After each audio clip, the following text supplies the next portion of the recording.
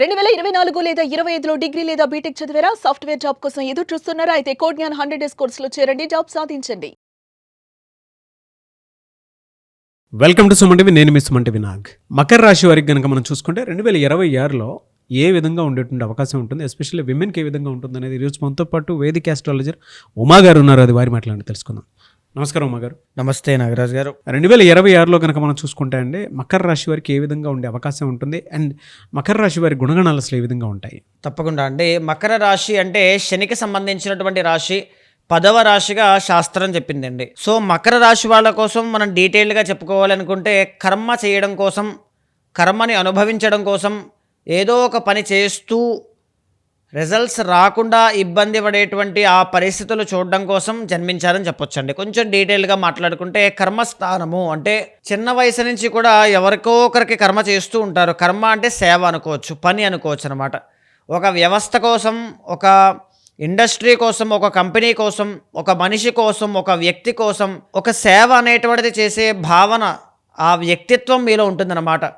ఒక మంచి చెయ్యాలి అనే తాపత్రయం, నా వంతు నేను కష్టపడాలి అనేటువంటి, అంటే నమ్మిన బంటులాగా ఉంటారండి, హనుమంతుడిలాగా అనమాట.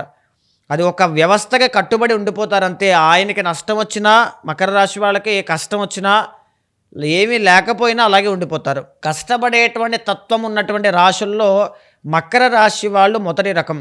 ఏదైనా ఒక సమస్య వచ్చినప్పుడు దాన్ని ముందు పని చేద్దాం, మన పని మనం చేద్దాం, ఏం జరుగుతుందో తర్వాత చూసుకుందాం అని జీవితంలో ఎక్కడా కూడా ఆగకుండా, కృంగిపోకుండా 10 మందికి ఇన్స్పైర్ చేస్తూ 10 మందిని ముందుకు తీసుకువెళ్ళేటువంటి వాళ్ళు మకర రాశి వాళ్ళండి. చాలా సందర్భాల్లో వీళ్ళ యొక్క జీవిత పయనమంతా కష్టం దగ్గర ఆగిపోతుంది, కానీ రిజల్ట్స్ అనేటువంటివి పరిపూర్ణంగా వీళ్ళు అనుభవించలేరు. వీళ్ళ వల్ల పక్కన వాళ్ళు అనుభవిస్తారు, అది ఖచ్చితంగా జరుగుతుంది. కానీ వీళ్ళ వరకు అది రాదు. నోటిదాకా వచ్చి వెనక్కి వెళ్ళిపోవడం, వీళ్ళు సంపాదించిన కష్టం అంతా కూడా వేరే వాళ్ళ క్రెడిట్ అంతా అనుభవించడం, ఇలాంటివి చాలా ఎక్కువ. వీళ్ళకి ఆ విషయం తెలిసినప్పటికీ కూడా కొన్ని సందర్భాల్లో చాలా లైట్ తీసుకుంటూ ఉంటారండి. కాబట్టి ఆ విషయంలో జాగ్రత్తగా ఉండాలి. అయితే వీళ్ళ యొక్క చార్ట్ మనం ఒకసారి చూస్తే అండి, ద్వితీయ అధిపతి శని, విద్యావంతులు, జ్ఞానవంతులు, నేర్చుకోవాలి, సాధించాలి అనే పట్టుదల ఎక్కువగా ఉన్నవాళ్ళు, పౌరుషం ఎక్కువ ఉన్నటువంటి వాళ్ళు, మాట అంటే పడనటువంటి తత్వం ఉన్నవాళ్ళు, ఏదైనా తన సొంత రెక్కల మీద ఆధారపడి పని చేసుకుంటారు తప్ప పక్కన వాళ్ళు ఇబ్బంది పెట్టాలి, పక్కన వాళ్ళని వాళ్ళ మీద ఆధారపడి వాళ్ళకు ఒక భారం అవ్వాలి అనే ఆలోచన లేనటువంటి వాళ్ళు. సో అవసరమైతే వీళ్ళు కష్టపడి 10 మందికి పెడతారు తప్ప ఎవరి దగ్గర చెయ్యి చాచేటువంటి మెంటాలిటీ లేనటువంటి వాళ్ళు అనమాట అండి. సో ఇక్కడ ఏంటి అంటే గురుబలము అనేటువంటిది జనరల్లీ వీళ్ళకి ఉండదండి. అంటే వీళ్ళకి కింగ్ మేకర్స్గా బాగా సక్సెస్ఫుల్గా ముందుకు వెళ్తారండి. కింగ్స్ కంటే కింగ్ మేకర్స్గా వీళ్ళు ఎక్కువగా ఉంటారు. అంటే వెనకాలండి గ్రౌండ్ వర్క్ చేయడంలో వీళ్ళు నిష్ణాతులు అని చెప్పొచ్చండి. చాలా సందర్భాల్లో వీళ్ళ దగ్గర ఉన్నటువంటి డబ్బులంతా ఖర్చు అయిపోవడం, అవమానపడడం.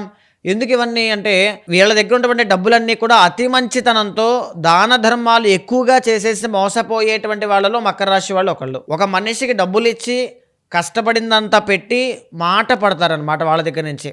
అంటే అవమానపడుతూ ఉంటారు. పెట్టడం ఎందుకు, అవమానపడడం ఎందుకు అనే ఆలోచన కూడా ఉండదు. ఆ ధర్మం వైపే ఉంటారు, పర్లేదు అనేటువంటి దాని మీదే ఉంటారు. తట్టుకుని నిలబడతారండి. ఆ మోటివేషనల్ స్పిరిట్ వీళ్ళలో చాలా బాగుంటుంది. The original 4th and 11th lord ఎవరు అంటే కుజుడండి. గృహయోగము అనేటువంటిది ఉంటుంది. బట్ లాట్ ఆఫ్ స్ట్రగుల్స్ తర్వాత డ్రీమ్ హౌస్ కట్టుకోవాలని చాలామంది కల ఉంటుంది. సో లాట్ ఆఫ్ స్ట్రగుల్స్ తర్వాత సో మీ చుట్టుపక్కల ఉండేటువంటి వ్యక్తులు కానీ ఆ మనుషుల్ని కానీ ఎక్కువగా నమ్మొద్దండి. వాళ్ళు చాలామంది ఆ సీక్రెట్స్ అనేటువంటివి, మీ దగ్గర ఉండే సీక్రెట్స్ అనేవి బయటికి చెప్పేటువంటిది వాళ్ళే.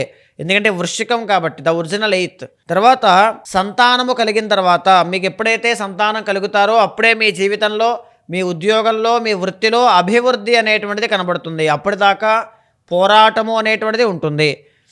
లవ్ విషయంలో ప్రేమ వ్యవహారాలు అనేటువంటివి ఉంటాయి. ప్రేమ వివాహం చేసుకునే అవకాశం కూడా ఉంటుంది. మీ బంధువుల్లోనే మీకు శత్రువులు ఉంటారు. ఈ మాట వాస్తవం. మీకు ఇప్పుడు తెలిసినా, రేపు తెలిసినా, ఫ్యూచర్లో మీకు అర్థమైన ఈ మాట బాగా గుర్తుపెట్టుకోండి. మీ బంధువుల్ని కానీ, చుట్టాలని కానీ నా అనుకునేటువంటి వాళ్ళే మీకు వెన్నుపోటు పొడుస్తారు. మిమ్మల్ని అవసరానికి, అవకాశానికి, మీ పని చూసి, మీ దగ్గర ఉన్న పొటెన్షియల్ చూసి వాడుకుంటారు తప్ప మిమ్మల్ని యాజ్ ఇట్ ఈజ్గా అర్థం చేసుకునే వాళ్ళు చాలా తక్కువ అండి. బహుశా అందుకే కావచ్చు, దేనికైనా కావచ్చు, మీకు కాన్ఫిడెన్స్ లెవెల్స్ అనేవి కొన్నిసార్లు పడిపోతుంటాయి. యాంగ్జైటీ అనేటువంటిది పెరిగిపోతూ ఉంటుంది. మీ తండ్రి గారి యొక్క ఆరోగ్యం జాగ్రత్తగా చూసుకోవాలి. మీ జాతకంలో పలు రకాలుగా డబ్బు సంపాదించగలిగేటువంటి కెపాసిటీ, మల్టిపుల్ సోర్స్ ఇన్కమ్ ఉంటుంది. కానీ దాన్ని మీరు యాక్టివేట్ చేసుకోలేరు. అవకాశం ఉన్నా మీరే దాంట్లోకి వెళ్ళరు.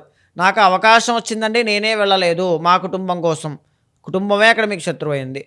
నా వాళ్ళ కోసం మీ వాళ్ళే అక్కడ మీకు శత్రువు అయ్యారు. మీ జీవిత అభివృద్ధి అలాగే ఆగిపోతూ ఉంటుంది.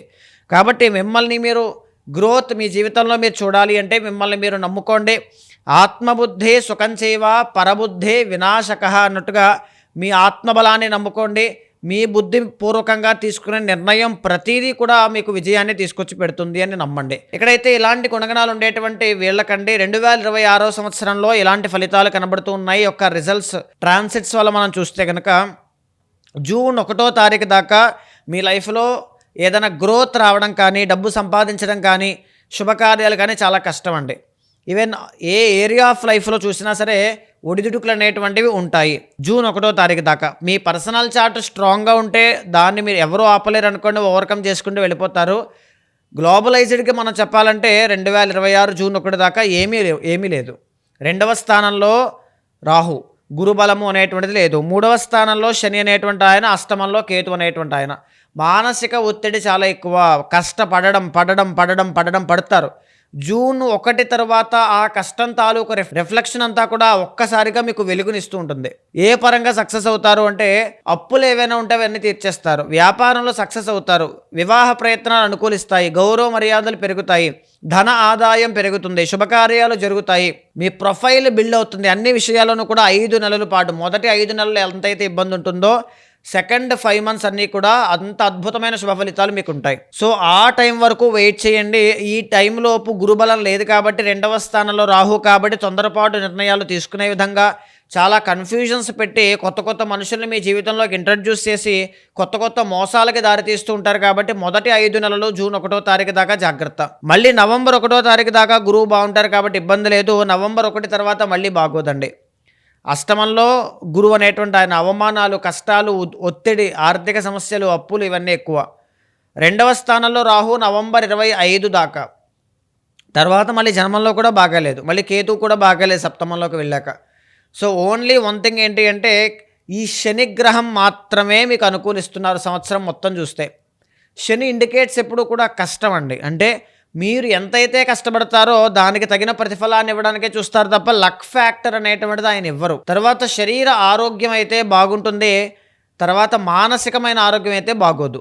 ఈ సంవత్సరం సంపాదన అయితే వస్తుంది, డబ్బులైతే నిలబడవు. విద్యలో ఆటంకాలు ఎక్కువ, మోసపోయే అవకాశాలు ఎక్కువ. దీనికి తగినటువంటి నిర్ణయాలు తీసుకునే ప్రయత్నం చేయండి. ఆస్ట్రాలజీ పరంగా ఇవన్నీ కూడా ఒక ఇండికేషన్లా మీకు కనబడుతున్నాయంటే మీకు ఒక సిగ్నల్ ఇస్తోందండి. అంటే మీరు జాగ్రత్త పడడానికి, కర్మని మినిమైజ్ చేసుకోవడానికి ఏం చేస్తే బాగుంటుంది అంటే దుర్గాదేవి యొక్క ఆరాధన, దుర్గాదేవి యొక్క కవచాన్ని 21 రోజుల పాటు దీక్షగా ఉదయము సాయంత్రము మానకుండా చేయండి. ఆ 21 రోజుల్లో బ్రహ్మచర్యం పాటించండి. ఉల్లిపాయ, వెల్లుల్లిపాయ, నీచ మాంసాదులు తినకుండా పాటించండి. ఆ 21 రోజుల యొక్క ఫలితం వల్ల సంవత్సరం మొత్తము కూడా రాహు యొక్క అనుగ్రహం మీకు దక్కుతుంది. చాలామంది అండి అంటే 2026లో ఇప్పుడు మీరు చెప్పిన దాని ప్రకారం వ్యక్తిగత జాతకం ఏ విధంగా ఉందో తెలుసుకోవడానికి, అంటే జాగ్రత్తలు తీసుకోవడానికి ఇంట్రెస్ట్ చూపిస్తూ ఉంటారు. అలాంటి వాళ్ళు మిమ్మల్ని అప్రోచ్ అవ్వాలంటే ప్రాసెస్ ఏంటి? తప్పకుండా అండి.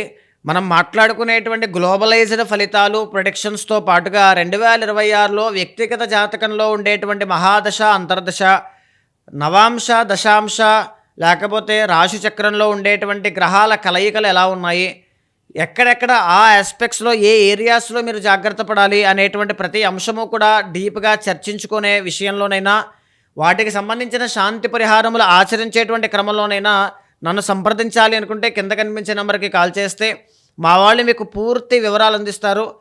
సో మీ యొక్క జాతకాన్ని చూసిన తర్వాత అది ఏ దోషమైనా సరే దానికి సంబంధించిన రెమెడీస్ ఆచరింపచేసి భగవత్ అనుగ్రహం కలిగేలా చేస్తాను. థ్యాంక్ యూ అన్న, థ్యాంక్ యూ సో మచ్ అమ్మ గారు. నమస్తే అండి. చూసారు కదన్న వీడియో. ఈ వీడియోపై మీ అభిప్రాయం కమెంట్ బాక్స్లో పోస్ట్ చేయండి. ముఖ్యంగా మీరు కనుక వైదిక ఆస్ట్రాలజీ ప్రకారం మీకున్నటువంటి వ్యక్తిగత జాతకాన్ని ఉమాగారితోటి చర్చించుకోవాలి అనుకున్నటువంటి వాళ్ళు స్క్రీన్ మీద ఉమాగారి కాంటాక్ట్ నెంబర్ మీకు కనిపిస్తుంది. దాన్ని మీరు కాల్ ఆర్ మెసేజ్ వాట్సాప్ చేసి అపాయింట్మెంట్ బుక్ చేసుకోవచ్చు.